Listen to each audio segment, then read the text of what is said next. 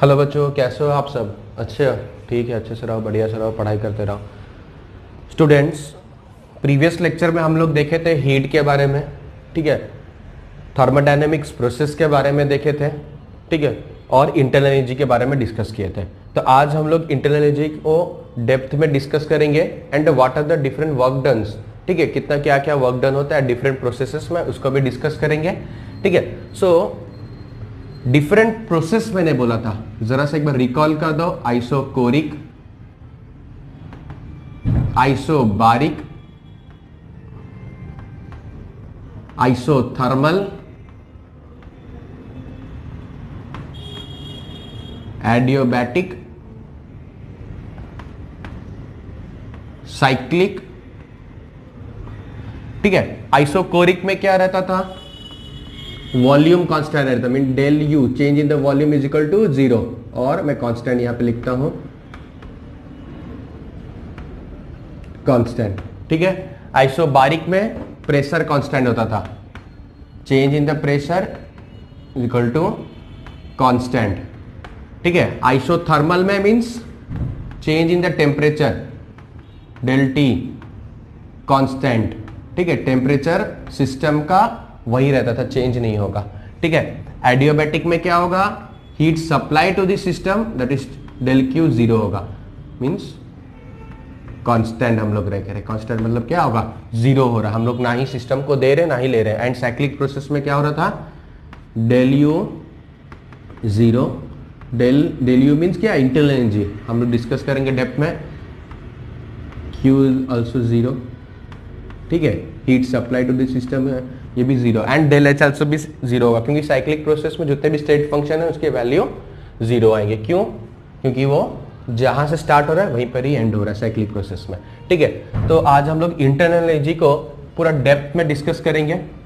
Internal energy मतलब क्या हो रहा है, एक सिस्टम का इंटरनल एनर्जी मतलब क्या, ठीक है। ये टर्म बहुत ही कॉमन सा है, इंटरनल एनर्जी हमको पूरा अच्छे से समझना है थर्मोडायनेमिक्स में।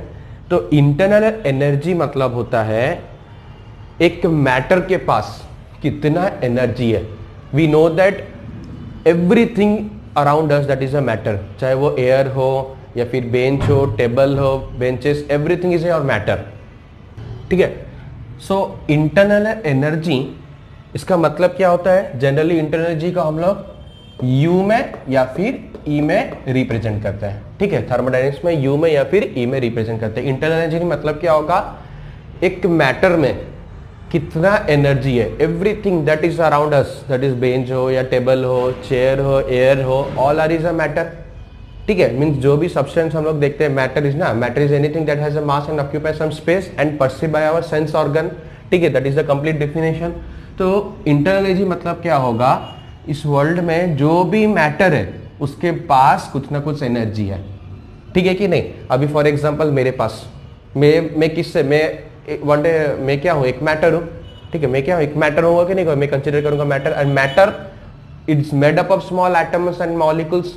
सम एटम्स किससे बने हैं? मैटर लोग बने हुए हैं, एटम्स से बने हुए हैं, मॉलिक्यूल्स से बने हुए हैं। That matters contain atoms and molecules and those atoms and molecules contain a some amount of energy, ठीक है। तो वो amount of energy contain करते हैं, that energy is called as internal energy, means the energy, अगर मैं बोलना चाहूँ energy possessed by matter as a whole, the energy possessed by matter, ठीक है। मैटर के जो एनर्जी है एज अ होल, हम लोग इंटरनल एनर्जी क्या करते हैं? As a whole. और इन जनरल थर्मोडायनेमिक्स में इसका मतलब क्या हो जाता है? The sum of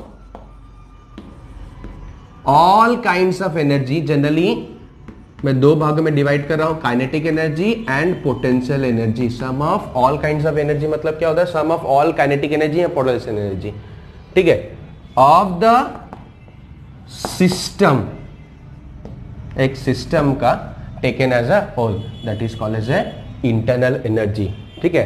some of kinetic energy and potential energy, ठीक है। मैं एक सिस्टम ले रहा हूं, ठीक है। इस सिस्टम के अंदर it is made up of particles, ठीक है, पार्टिकल्स से बने हुए हैं, मॉलिक्यूल से बने हुए हैं।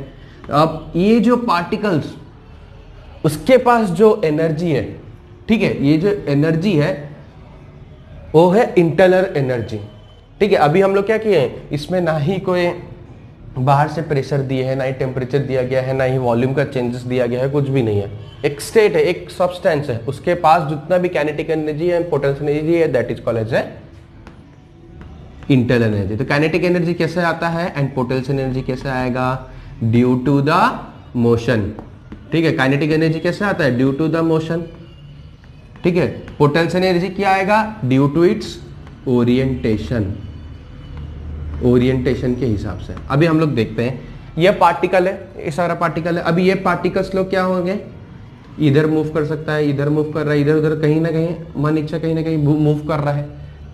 ठीक है, मैंने क्या पार्टिकल्स लिया, मीन्स गैस लिया है। ठीक है, मैं अभी सपोज ले लेते हैं, यहाँ पे गैस ले रहा हूँ। ठीक है, कंटेनर के अंदर मैंने गैस लिया है। ठीक है, it may be a real, it may be a ideal gas. मैं बताऊंगा आइडियल गैस के लिए क्या होगा और रियल गैस के लिए क्या होगा। ठीक है, तो इसमें ये जो मॉलिक्यूल्स लोग हैं ये इधर उधर भाग रहे हैं, टू एंड फ्रो मोशन कर रहा है। ठीक है, मीन्स पीरियोडिक मोशन है उसके पास। काइनेटिक एनर्जी किसका, पीरियोडिक के हिसाब से, पीरियोडिक मोशन के हिसाब से। ये स्ट्रेट भी जा सकता है, स्ट्रेट गया मीन्स कौन सा मोशन पोजेस किया, ट्रांसलेशनल मोशन। तो काइनेटिक एनर्जी किसके वजह से होगा, ट्रांसलेशनल के वजह से। ठीक है, अभी ये काइनेटिक एनर्जी, ये O2, ठीक है, गैस है O2। ठीक है, तो दोनों के बीच में बॉन्ड भी है, ये जो एनर्जी फॉर्म हो रहा है ड्यू टू बॉन्डिंग भी की वजह से भी हो रहा है। Kinetic energy due to bonding energy. ठीक है, तो इसके अंदर बहुत सारे मीन्स हम लोग अगर कैलकुलेट करेंगे an number of kinetic energy आएगा। उसी तरह से पोटेंशियल एनर्जी, पोटेंशियल एनर्जी क्यों आएगा, अभी यहाँ पे सपोज ये जो मॉलिक्यूल्स एटम है किससे बने हुए हैं, इलेक्ट्रॉन एंड प्रोटॉन से। ओरिएंटेशन मतलब क्या, force of attraction and force of attraction मैंने लिखा, अब फोर्स ऑफ रिपल्शन। ठीक है, पोटेंशियल मतलब क्या हुआ, इलेक्ट्रॉन और प्रोटॉन दोनों एक दूसरे को अट्रैक्ट करेंगे। ठीक है, because of force of attraction एक एनर्जी जनरेट हो रहा है कि नहीं हो रहा है। ठीक है, force of attraction, potential energy because of force of repulsion, repulsion की वजह से आ रहा है।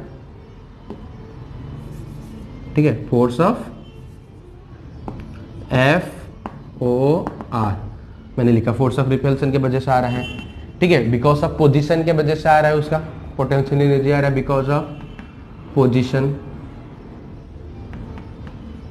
ठीक है, तो मीन्स ऐसा अगर उसके अंदर फिर हम लोग का और भी एनर्जी, अगर हम क्वांटम एनर्जी कैलकुलेट करने जाएंगे तो ये और भी क्वांटम एनर्जी भी है इसके पास। तो जो इंटरनल एनर्जी है, इसका मतलब होता है the sum of all the kinds of kinetic energy and potential energy और all the energy that the system having. ठीक है, सिस्टम के पास जो जो एनर्जी है that is called as a internal energy, that is denoted as U and E। So ये जो इंटरनल एनर्जी है वी कैन नॉट कैलकुलेट, हम जो इसके एब्सोल्यूट वैल्यू होता है, absolute value we can not calculate, we can not calculate. हम लोग absolute value means total internal energy system के पास कितना है वो हम लोग कैलकुलेट नहीं कर सकते। We can not calculate the total internal energy of the system, but we can calculate the change in internal energy। Internal energy में कितना चेंजेस आया उस चीज को हम लोग कैलकुलेट कर सकते हैं। ये बात हमको याद रखने का है। समझ में आ रहा है कि नहीं आ रहा है? तो अभी मैंने बताया इंटरनल एनर्जी मतलब क्या हो जाएगा, sum of all kinds of kinetic energy and potential energy. तो ये किसके लिए एप्लीकेबल है, एक normal gas means in real gas. So clear na, we cannot calculate the total internal energy of the system, but we can calculate the change in internal energy, that is del U और del E।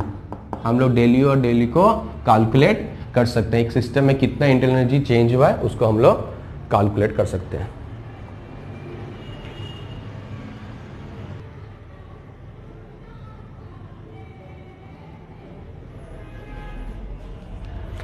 So student, internal energy मतलब क्या हो गया, kinetic energy plus potential energy.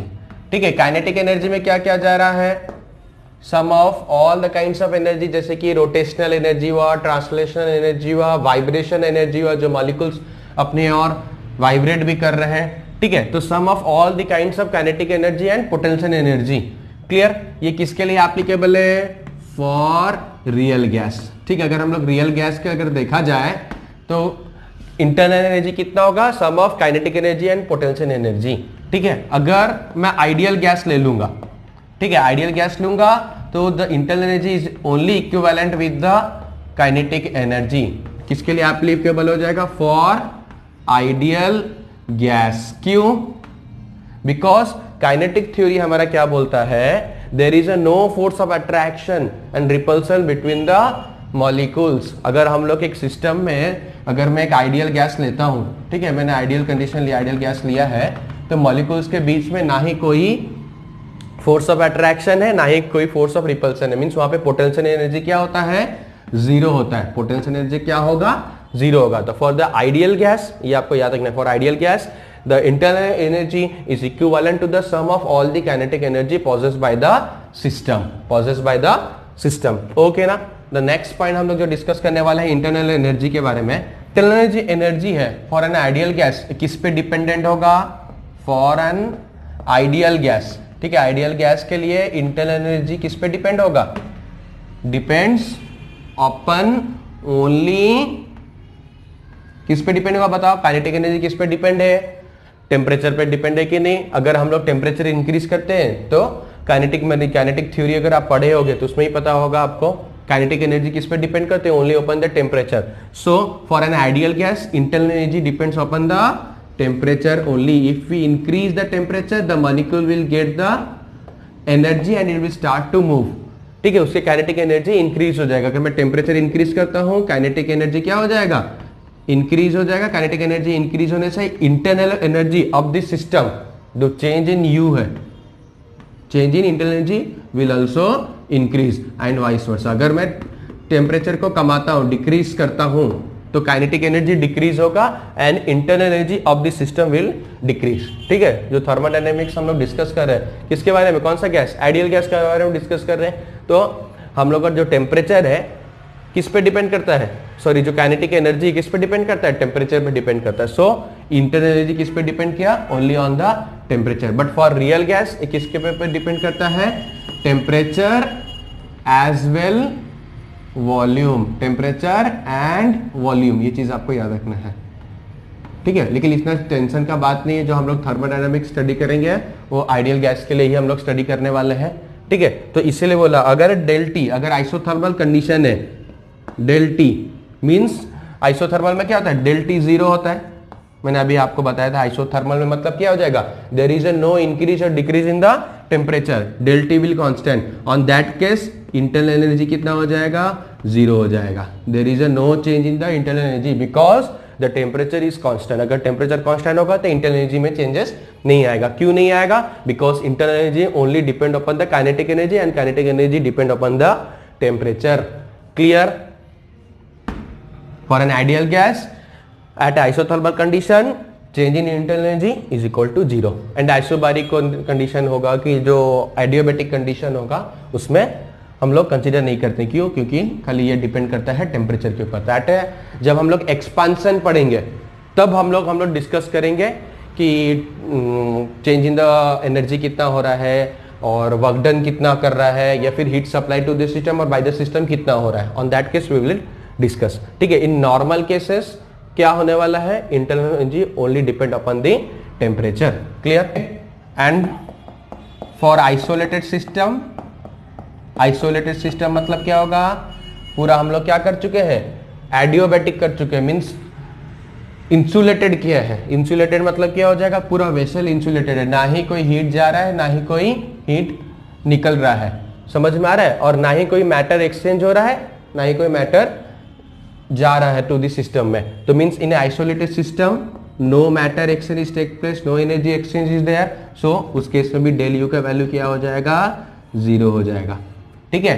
And cyclic process, cyclic process में भी del U का value zero हो जाएगा, ठीक है। Del U is equal to zero, change in the internal energy zero होगा। क्लियर? कब कब होगा को नोट डाउन कर लेना है।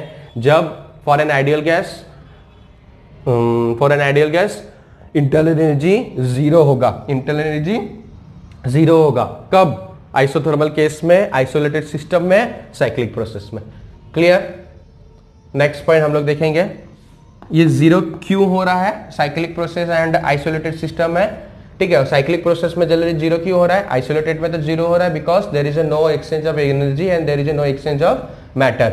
साइक्लिक प्रोसेस में क्यों जीरो हो रहा है, because it is a state function. ये स्टेट फंक्शन है।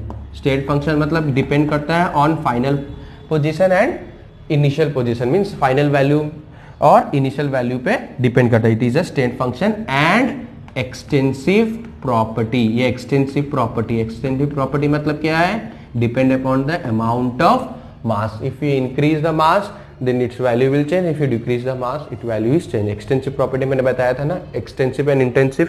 एक्सटेंसिव मतलब क्या हो जाएगा, depend upon the amount of substance, but intensive में क्या होगा, it does not depend upon the amount of substance. Clear? It is an state function and extensive property. Clear? Next point, इसका unit क्या है, इट इज मेजर, जनरली इसको हम लोग joule में मेजर करते हैं। It is measure in joule. ठीक है, एट इट इज एनर्जी, हम लोग का ये एनर्जी है, इंटरनल एनर्जी, ये किस पे मेजर होता है, जूल में मेजर होता है।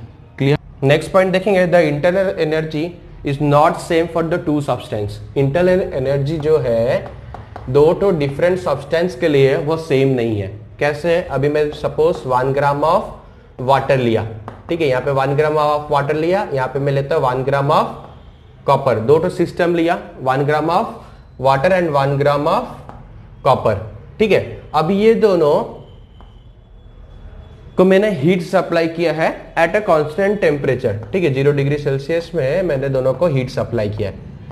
तो मैं क्या ऑब्जर्व करूंगा, मैं देखूंगा ये जो वाटर है, वाटर को ज्यादा हीट रिक्वायर है। Water requires more heat as compare to the copper, because इसके जो स्पेसिफिक हीट कैपेसिटी है, specific heat capacity is more as compare to water. Water का स्पेसिफिक हीट कैपेसिटी कितना होगा, 4.2 किलो जूल। ठीक है, 4.2 किलो जूल, और इसका कितना है 0.386 अप्रोक्सीमेटली किलो जूल। ठीक है, तो मींस इसका हीट कैपेसिटी ज्यादा है, means it will take more heat, इसको क्या ज्यादा हीट रिक्वायर होगा to change its internal energy. But इसको थोड़ा सा अगर हम लोग एनर्जी देंगे, थोड़ा सा हीट सप्लाई करेंगे, it will change its internal energy. तो इंटरनल एनर्जी किस पे डिपेंड किया, del U depend upon the specific heat capacity, और दोनों का वॉल्यूम मैंने कांस्टेंट लिया at constant volume, and we know that del U किस पे डिपेंड करता है, also change in the temperature del T. So I can write del U किस पे डिपेंड करेगा, CV डेल टी। इससे फॉर्मूला में क्या बोल सकता हूं, change in internal energy is NCV del T. यहां पे N क्या है, नंबर ऑफ मोल्स, C है specific heat capacity at constant volume, del T है your change in temperature. This formula is very important and this formula is applicable for all the process, इधर it may be adiabatic, isochoric, ठीक है, isothermal, सारे के लिए इस चीज applicable है। Del U is equal to NCV del T. Clear?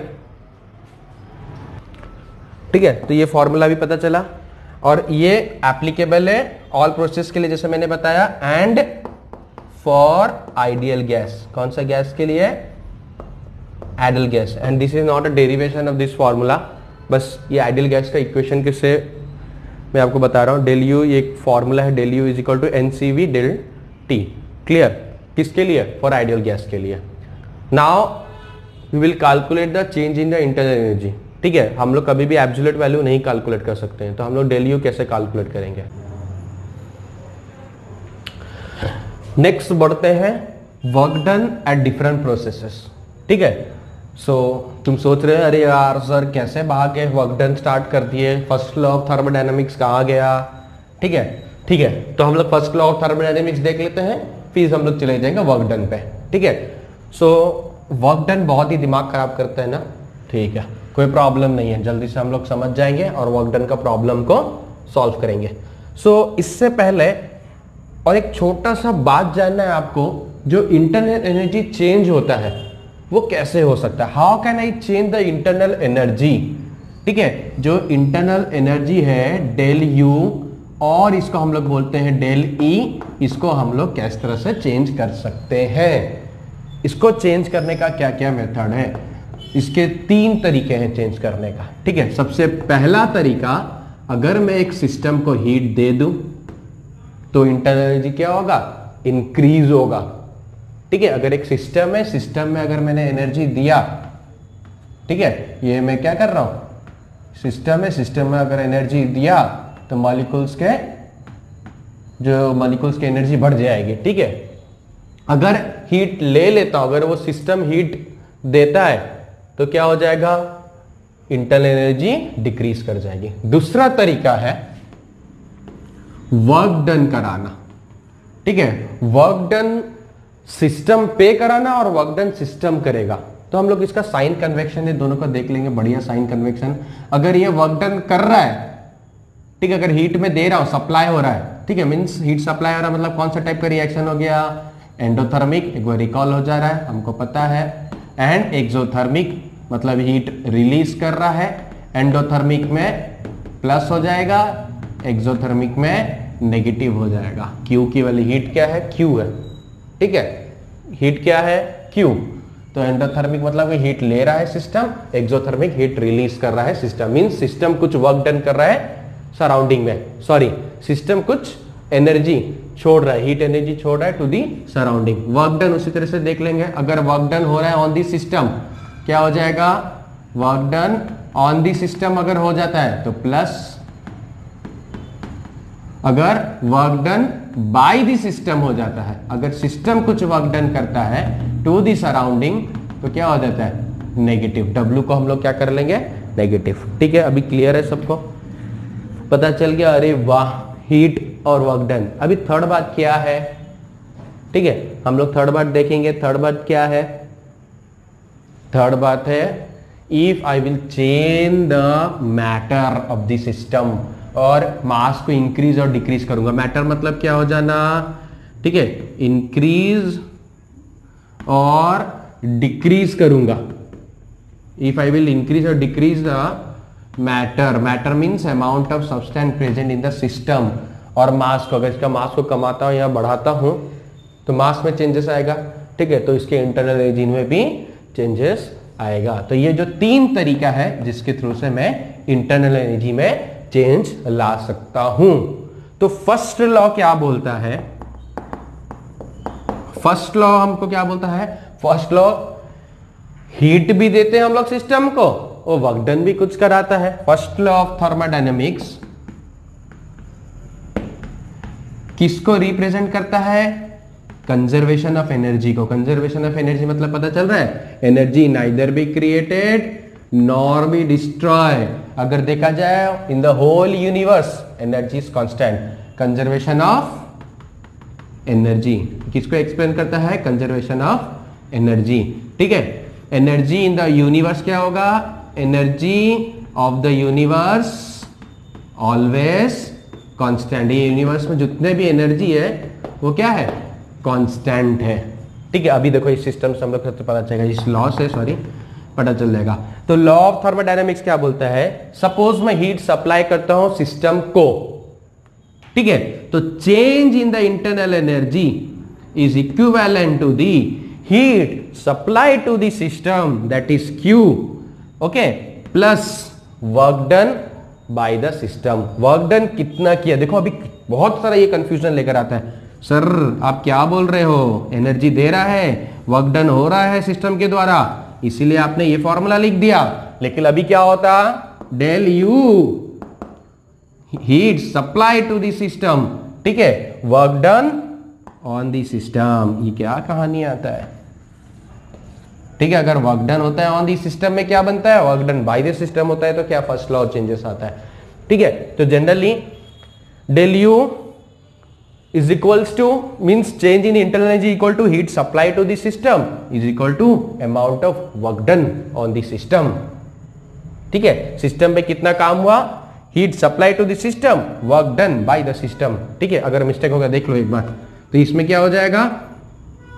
Amount of heat supplied to system, system को हीट सप्लाई किया गया, और work done on system, work done on system, system पे हुआ, ये क्या हो जाएगा, amount of heat supplied to the system, कितना हीट सप्लाई किया गया है सिस्टम को, and work done by the system.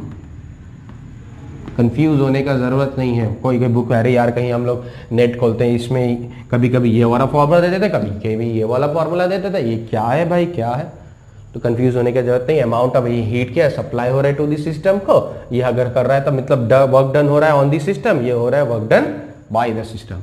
ठीक है, सो फर्स्ट लॉ क्या बोलता है, सपोज मैं ये वाला को लेके चलता हूं, ठीक है। अभी ये देखो, समझने वाला बात है, पहला वाला इक्वेशन को मैं लेता हूं, इसमें क्या हो रहा है, work done on the system हो रहा है, heat supply to the system हो रहा है, इसका मतलब क्या हो रहा है, इंटरनल एनर्जी कम हो रही है, सॉरी इंटरनल एनर्जी बढ़ रही है। यहां पे पहला केस में क्या हो रहा है, इंटरनल एनर्जी इंक्रीज हो रहा है। अभी देखो, अगर ये किसका, मैंने सिस्टम का लिया, किसका लिया, सिस्टम का लिया इंटरनल एनर्जी, ठीक है। अभी सेकेंड लॉ को अब इसको साइड में रखते हैं, ठीक है। मैं फर्स्ट को एक्सप्लेन कर रहा हूं, ठीक है, कोई भी एक्सप्लेन कर सकते हैं, मैं फर्स्ट को लेके कर रहा हूं। सिस्टम का इंटरनल एनर्जी क्या हो रहा है, इंक्रीज हो रहा है, ठीक है। तो सराउंडिंग का इंटरनल एनर्जी में क्या चेंजेस आएगा, मैं यहां पे करता हूं, सराउंडिंग का इंटरनल एनर्जी में क्या चेंजेस आएगा, मेरे को बता दो जल्दी से फटाफट। सराउंडिंग की is equal to heat will decrease, surrounding का, अगर ये सिस्टम सराउंडिंग से हीट ले रहा है तो सराउंडिंग का एनर्जी क्या हो जाएगा, इंटरनल एनर्जी डिक्रीज होने वाला है, तो हीट क्या हो जाएगा, Q माइनस हो जाएगा। वर्क डन क्या हो जाएगा, अभी क्या हो जाएगा, वो भी वर्क डन भी क्या हो जाएगा, नेगेटिव हो जाएगा, क्योंकि work done on the system हो रहा है, ठीक है, बाय द सराउंडिंग, तो यहां पे क्या हो जाएगा, नेगेटिव आ जाएगा। फॉर सराउंडिंग के लिए क्या हो जाएगा, ये वाला इक्वेशन बन जाएगा, ठीक है। अभी क्या हो रहा है, मेरे को पता है universe, del U for the universe, universe के लिए इंटरनल एनर्जी इक्वल टू क्या हो जाएगा, सराउंडिंग की इंटरनल एनर्जी, है कि नहीं, प्लस हमारा सिस्टम का इंटरनल एनर्जी, डेल यू किसका, सिस्टम का। अभी देखो, डेल यूनिवर्स, ठीक है, del internal energy of the universe, del U is equal किसका, यूनिवर्स का। सराउंडिंग का कितना है, minus Q minus W, system का कितना है, प्लस क्यू प्लस डब्ल्यू, क्या हो गया, यूनिवर्स का कितना आ गया, there is no change, no gain of the energy, there is no work done, constant. Universe की एनर्जी क्या हो गई, इंटरनल एनर्जी कांस्टेंट, इसीलिए बोला जाता है universe is the best example of A isolated system. Universe is the best example, universe क्या है, बेस्ट एग्जांपल है आइसोलेटेड सिस्टम का। आइसोलेटेड सिस्टम मतलब क्या, ना ही मैटर एक्सचेंज करती है, ना ही एनर्जी एक्सचेंज होता है। समझ में आया फंडा, first law of thermodynamics, clear है पूरा, ओके। तो अभी यहां तक आइडिया आया। तो नेक्स्ट हम लोग देखेंगे डिफरेंट थर्मोडायनेमिक प्रोसेस में डेल यू का वैल्यू क्या आता है, वर्क डन क्या है, ठीक है, change in the internal energy कैसे होता है, पता चल चुका है अभी हम लोगों को। तो हम लोग अभी कैलकुलेट करेंगे डिफरेंट डिफरेंट प्रोसेस में डेल यू की वैल्यू को कैलकुलेट करने की कोशिश करेंगे, ठीक है। चलो